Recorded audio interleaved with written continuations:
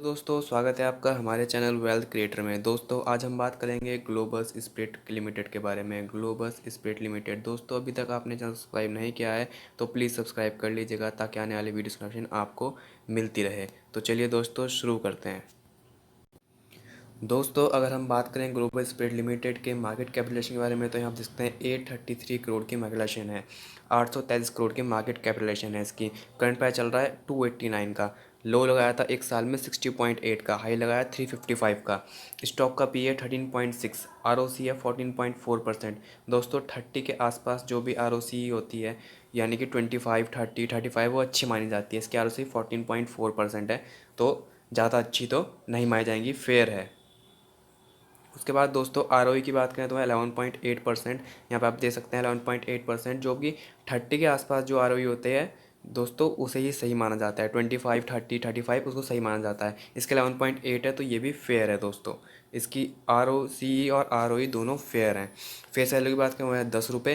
Dividend yield की बात करें 0.35, यानी कि डिविडेंड तो ज़्यादा अच्छा नहीं पे करता है। जो भी 1% से ऊपर डिविडेंड कंपनी देती है वो बहुत ही बढ़िया कंपनी मानी जाती है दोस्तों। लेकिन इसका डिविडेंड 1% से कम है, तो यानी ये ग्रोथ वाली कंपनी है, ये ग्रोथ वाली कंपनी है। दोस्तों बात करते हैं कंपनी की ईयरली सेल्स के बारे में। तो यहाँ पे देख सकते हैं 2015 में 586 करोड़ की सेल्स की थी, जो आके 2020 में 1167 करोड़ की सेल्स हो गई। यानी कि यहाँ से सीधा जंप लगाई है, इंटू 2 कर दिया, यानी कि डबल हो गई है सेल्स। यहाँ पे डबल सेल्स हो गई। उसके बाद बात करें दोस्तों, ये जो 1103 दिखाई दे रहा है ये आपको जून महीने का दिखाई दे रहा है। यानी कि जून में दोस्तों पैंडेमिक की वजह से सबकी सेल्स गिरी हैं, तो इसकी भी सेल्स गिरी है, ऑब्वियस है। लेकिन इसकी सेल्स में इतना ज़्यादा फ़र्क नहीं आया जितनी बाकी कंपनी के सेल्स में फ़र्क आया है। जैसे कि आप देख सकते हैं बाकी कंपनी के 50% तक के अप्रॉक्सीमेटली सेल्स गिर गई हैं। उसके बाद दोस्तों बात करें ऑपरेटिंग प्रॉफिट के बारे में, तो आप सकते हैं 49 करोड़ का ऑपरेटिंग प्रॉफिट था। उसके बाद देखें तो 125 करोड़ हो गया 2020 में, यानी कि 5 साल के अंदर दोस्तों डबल से भी ज़्यादा हो गया ऑपरेटिंग प्रॉफिट। और बात करें जो जून की, तो उसमें प्रॉफिट बढ़ गया, घटने की बजाय बढ़ गया। जैसे यहाँ पे सेल्स घटी लेकिन प्रॉफिट जंप हुआ है, प्रॉफिट बढ़ा है इसका कंपनी का। इसके बाद दोस्तों बात करें प्रॉफिट बिफोर टैक्स के बारे में, तो हम देख सकते हैं प्रॉफिट बिफोर टैक्स 10 करोड़ था इसका 2015 में। उसके बाद देखिए 80 करोड़ हो गया है रिसेंटली, 80 करोड़, यानी कि इंटू 8 हो गया है, इंटू 8 हो गया है दोस्तों। इसके बाद नेट प्रॉफिट की बात करूँ दोस्तों, आप देख सकते हैं आप 7 करोड़ था 2015 में, उसके बाद जंप खा के सीधा 61 करोड़ हो गया है। 61, यानी कि दोस्तों कंपनी बहुत ही बेहतरीन है और बहुत ही अच्छा परफॉर्म करके दिखा रही है अपने सेक्टर में। इसके बाद दोस्तों बात करते हैं इसकी बैलेंस शीट की। तो यहाँ पर देख सकते हैं बैलेंस शीट में इसके पास रिजर्व पड़ा हुआ है 418 करोड़ का, 418 करोड़ रिजर्व पड़ा हुआ है। और जो बोरोइंग है वो 181 करोड़ की है, 181 करोड़ की। यानी कि दोस्तों अगर कंपनी चाहे तो अपनी जो डेप्ट है, बोरोइंग है, वो आराम से रिजर्व से चुका सकती है, क्योंकि यानी कि 418 इसके पास क्या पड़ा हुआ है, रिजर्व पड़ा हुआ है, और बोरोइंग पड़ी है 181 करोड़ की। तो दोस्तों यानी कि सिंपल सी बात है कि कंपनी वर्चुअली डेप्ट फ्री है, कंपनी के ऊपर कोई इतना ज़्यादा डेप्ट नहीं है कि वो चुका ना सके। इसके बाद बात करें दोस्तों टोटल एसेट के बारे में, तो आप सकते हैं टोटल एसेट भी आपको लगातार बढ़ते हुए दिखाई दे रहे हैं। 799 करोड़ के हो गए हैं 644 करोड़ से, यानी कि कंपनी ने यहाँ पे भी बेहतर परफॉर्म करके दिखाया है। इसके बाद बात करें दोस्तों आर ओ सी ई के बारे में, तो हम सकते हैं आर ओ सी, ये मेरे को बहुत ही बढ़िया लगा दोस्तों। यहाँ पे आर ओ सी देखिए 2016 में 5% थी, 2017 में 5%, 2018 में 6%, 2019 में 9% और 2020 में 14%। यानी कि दोस्तों अपनी आर ओ सी ई भी लगातार बढ़ा रही है company, return on capital employ लगातार बढ़ा रही है। उसके बाद बात करूँ मैं शेयर होल्डिंग पैटर्न के बारे में, तो हम सकते हैं शेयर होल्डिंग पैटर्न में प्रमोटर्स की जो होल्डिंग है वो 55.88% है। यानी कि प्रमोटर्स की होल्डिंग में यहाँ पे देख सकते हैं आप जून 2020 में 55.81 थी। उसके बाद दोस्तों यहाँ पे देखिए सितंबर में इन्होंने अपनी होल्डिंग बढ़ा दी और 55.88% कर दी है, यानी कि प्रमोटर्स अपनी होल्डिंग बढ़ा दी है, यानी कि कंपनी स्ट्रांग है। उसके बाद बात करें एफआईआई की, फॉरेन इंस्टीट्यूट्स के बारे में, यानी कि सबसे ज़्यादा एक्टिव इन्वेस्टर्स एफआईआई को माना जाता है। देखते हैं 0.77% से 1.16% कर दी है। एफआईआई ने अपनी लगातार होल्डिंग बढ़ा दी है इसमें कंपनी में, यानी कि कंपनी बेहतर परफॉर्म करेगी इन फ्यूचर में। दोस्तों डीआई की बात करूँ तो डीआई यही होते हैं म्यूचुअल फंड्स। म्यूचुअल फंड्स की देखिए यहाँ पे होल्डिंग कम हो गई है, 1.27 से 0.45 हो गई है। तो आपको एक बात बता दूँ दोस्तों, जो म्यूचुअल फंड्स होते हैं वो हमेशा प्रॉफिट जो होता है प्रॉफिट को निकाल लेते हैं। जैसे मान लो 100 रुपये का स्टॉक खरीदा, 200 चला गया, तो प्रॉफिट बुक करते हैं हमेशा वो। उन्हें हो सकता है सितंबर के बीच में अपने प्रॉफिट को बुक करके अपनी होल्डिंग निकाल दी हो। अब आप पब्लिक की बात करें दोस्तों, पब्लिक ने अपनी होल्डिंग बढ़ा दी और 42.14 से 42.51 कर दी है, जो कि एक बेहतर चीज़ है। यहाँ पे देख सकते हैं आप दोस्तों, जहाँ पे प्रमोटर अपनी होल्डिंग बढ़ा रहे हैं, एफआईआई अपनी होल्डिंग बढ़ा रहे हैं, पब्लिक अपनी होल्डिंग बढ़ा रही है, क्या वो कंपनी बेकार है? नहीं। इसकी ROC, return on capital employ की बात करूँ दोस्तों, वो भी लगातार बढ़ती हुई दिखाई दे रही है। आपको जैसे मैंने दिखाया 5% से 6%, 6 से 9, 9 से सीधा 14% आ चुकी है, यानी कि अपनी आरओसी भी बढ़ा रही है कंपनी। तो कंपनी कोई बुरी नहीं है, कंपनी बेहतरीन है दोस्तों। चलो उसके बाद चार्ट को देखते हैं, इस पर चार्ट पे क्या है। तो यहाँ पे आप देख सकते हैं दोस्तों, एक हफ्ते के अंदर स्टॉक 13.12% टूट चुका है। 13.12% टूट चुका है, या ये मैं कहूँगा कि करेक्ट हुआ है। टूटना अलग चीज़ है और करेक्ट होना अलग चीज़ है 1 वीक के अंदर। उसके बाद बात करूँ दोस्तों 1 मंथ के बारे में, तो आप देखिए 1 मंथ के अंदर ही पॉजिटिव रिटर्न है 7.41% का, 7.41% का पॉजिटिव रिटर्न है।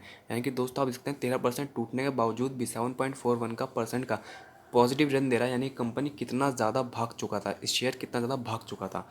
बात करूँ दोस्तों 1 ईयर के बारे में, तो यहाँ पे देखते हैं 1 ईयर में मल्टीपैकर रिटर्न, एक साल में 138% रिटर्न देता कौन है दोस्तों।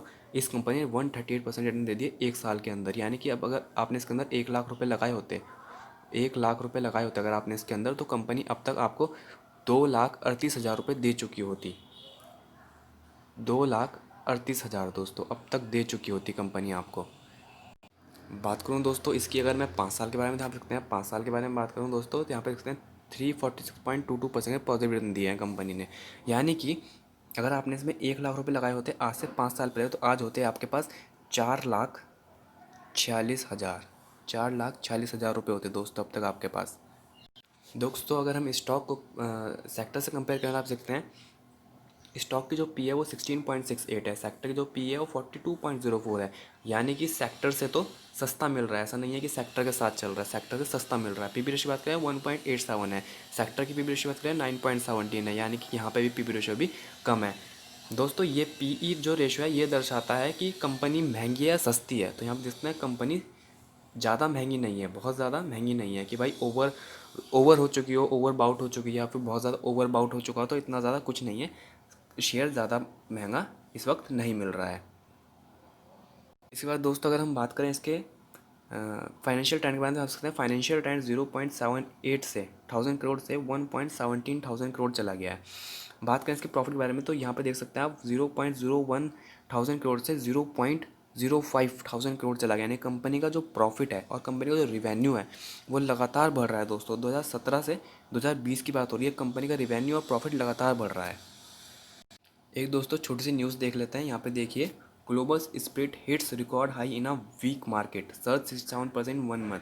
जो ग्लोबल स्पीड ये स्टॉक था ये एक महीने के अंदर 67% भाग चुका था दोस्तों। अब जो स्टॉक इतना भाग चुका, क्या वो करेक्ट नहीं होगा?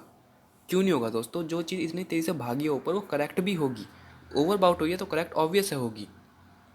इसके बाद बात करें दोस्तों यहाँ पे कि कंपनी के कौन कौन से प्रोडक्ट्स हैं। तो यहाँ पे देख सकते हैं company IMIL brands include Nimbu, Goomer, Hira Ranja and Narangi. Its IMFL brands including Country Club, French Castle, Honeyball, Legendary and White Lace. The company offer IMFL bottling services.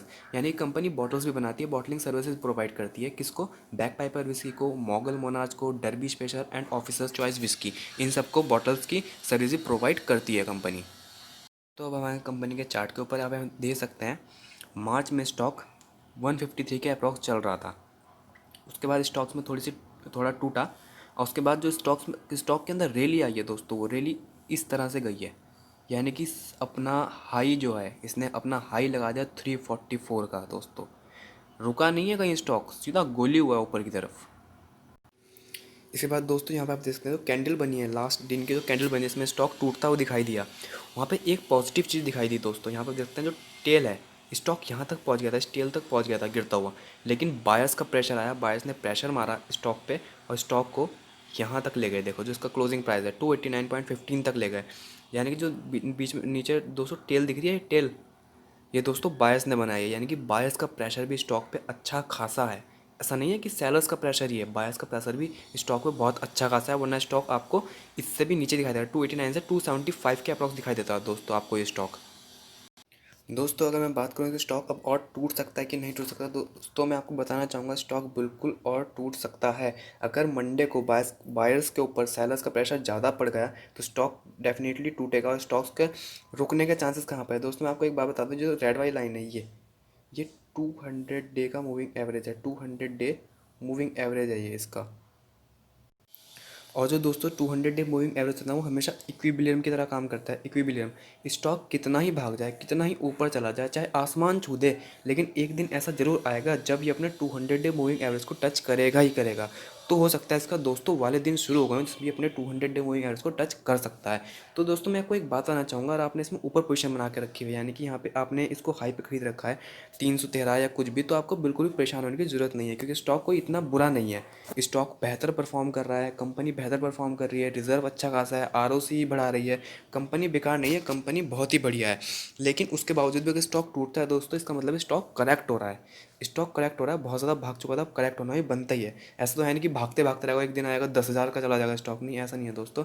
वो करेक्ट होएगा और करेक्ट होकर आपको equilibrium जो है वहाँ पे हो सकता है 200 डे मूविंग एवरेज को अपने टच करें। तो दोस्तों को परेशान होने की बिल्कुल भी जरूरत नहीं है, आपको सिर्फ एक काम करना है, आपको उसको एवरेज करना है। एवरेज कब करना है आपको, जब ये अपने 200 मूविंग एवरेज के आसपास आए, यानी कि 160 पे। बात करूँ जो ये देख सकते हैं आप, ये रेड लाइन है तो 200 मूविंग एवरेज है, आपको मैं बता ही दिया है। उसके बाद ये 200 हो गई, ठीक है। उसके बाद ये जो इसके ऊपर लाइन है ग्रीन वाली दोस्तों, ये वाली, ये 100 डे मूविंग एवरेज है, 100 डे मूविंग एवरेज है। उसके बाद जो ब्लू वाली लाइन दिखा रही है दोस्तों, ये वाली, ये इसका 50 डे मूविंग एवरेज है। और उसके बाद जो पर्पल लाइन आ रही है इसका 20 डे मूविंग एवरेज है, 20 डे मूविंग एवरेज है। तो दोस्तों इस वक्त स्टॉक अपने 50 डे मूविंग एवरेज पर सपोर्ट ले रहा है।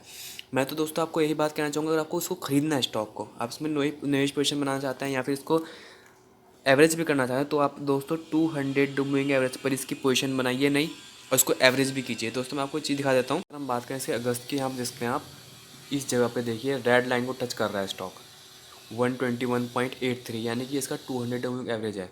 यहाँ पे इस स्टॉक ने सपोर्ट लिया और उसके बाद स्टॉक में रैली आ गई दोस्तों, रैली, ये देखिए। उसके बाद स्टॉक ने अपने कोई से मूविंग एवरेज को टच ही नहीं किया, यहाँ तक कि 20 डे मूविंग एवरेज को भी टच नहीं किया, उसके भी ऊपर चलता रहा। दोस्तों अब करेक्शन की हालत आ गई है, अब स्टॉक करेक्ट हो रहा है और करेक्ट होकर आपको इसी जगह पे वापस मिल सकने की उम्मीद है। अगर दोस्तों आपको ये स्टॉक वापस इसी जगह पर मिलता है तो आप इसको बिल्कुल बेझिझक खरीद सकते हैं। स्टॉक बहुत अच्छा है, आरओसी बहुत अच्छी है, कंपनी वर्चुअली डेट फ्री है, कंपनी वर्चुअली डेट फ्री है, आरओसी बहुत अच्छी है, प्रमोटर्स की होल्डिंग बढ़ रही है, एफआईए की होल्डिंग बढ़ रही है। दोस्तों अगर न्यू पोजीशन बनानी है आपको इस स्टॉक में, तो आपको ये रिकमेंडेशन है कि आप 160 टू 150, 160 से 150 के बीच में सिर्फ नई पोजीशन बना सकते हैं। उससे ऊपर स्टॉक बिल्कुल महंगा है। हो सकता है देखिए यहाँ टच करने के बाद स्टॉक वापस ऊपर जाए, लेकिन जो इसका मेन जो इसका प्राइस है, जो इसका असली प्राइस है, ये सब तो महंगे हैं, जो असली प्राइस का 200 डे मूविंग एवरेज के आसपास ही आता है, और आपको इसको यहीं पर ही बाय करना है और यहीं पर ही एवरेज करना है। अगर आप इसमें बीच में कहीं पोजीशन बनाते हैं तो हो सकता है कि पोजीशन बनाने के बाद फिर स्टॉक करेक्ट करे, तब आप लोग परेशान होंगे। दोस्तों किसी भी स्टॉक खरीदो हमेशा 200 डे मूविंग एवरेज के ऊपर ही खरीदो, उसके ऊपर खरीदने पर इंसान सिर्फ पछताता है और कुछ नहीं होता। स्टॉक नीचे आएगा, बिल्कुल नीचे आएगा, यहाँ पे आप इस पर नई पोजीशन बना सकते हो 160 से 150 के बीच में, 160 से 150 के बीच में दोस्तों। और अगर आपने इसको स्टॉक में ऊपर पोजीशन बना रखी है, यहाँ पे पोजीशन बना रखी है, ऊपर बना रखी है 268 पे, 250 पे, यहाँ पे बना रखी है, यहाँ पर बना रखी है, 307 बना रखी है, दोस्तों कहीं पे भी पोजीशन बना रखी है आपने, अगर आप ऊपर बाय कर रखा है तो आपके लिए रिकमेंडेशन ये है, आप इसका वेट कीजिए स्टॉक का, और इसको जब ये यहाँ पे आएगा 160 के आसपास, इसको स्टॉक को एवरेज कर दीजिए उठा के, इसको स्टॉक को एवरेज कीजिए, बाय ऑन डिप की स्ट्रेटेजी यूज़ कीजिए दोस्तों, तो आपको स्टॉक काफ़ी मुनाफा देगा आने वाले फ्यूचर में। ठीक है, स्टॉक बुरा नहीं है, इसमें कोई ऐसी गड़बड़ नहीं है, कोई नई न्यूज़ नहीं आई कि स्टॉक क्यों गिर रहा है भाई, क्या हो सकता है, क्या हो रहा है, ऐसा कुछ नहीं है। बहुत बढ़िया स्टॉक है, आप बाय करिए इसको, बाय ऑन डिप की स्ट्रेटेजी यूज़ करिए। नई पोजीशन बनानी है तो मैंने आपको बता दिया कितने प्राइस पे लगाना है टारगेट, वहाँ पे लगाइए इसका नई पोजीशन के बारे में। तो दोस्तों आज के लिए वीडियो में इतना ही, और अगर आपने अभी तक चैनल सब्सक्राइब नहीं किया है तो प्लीज़ सब्सक्राइब कर दिएगा, ताकि आने वाली वीडियोज़ की नोटिफिकेशन आपको मिलती रहे।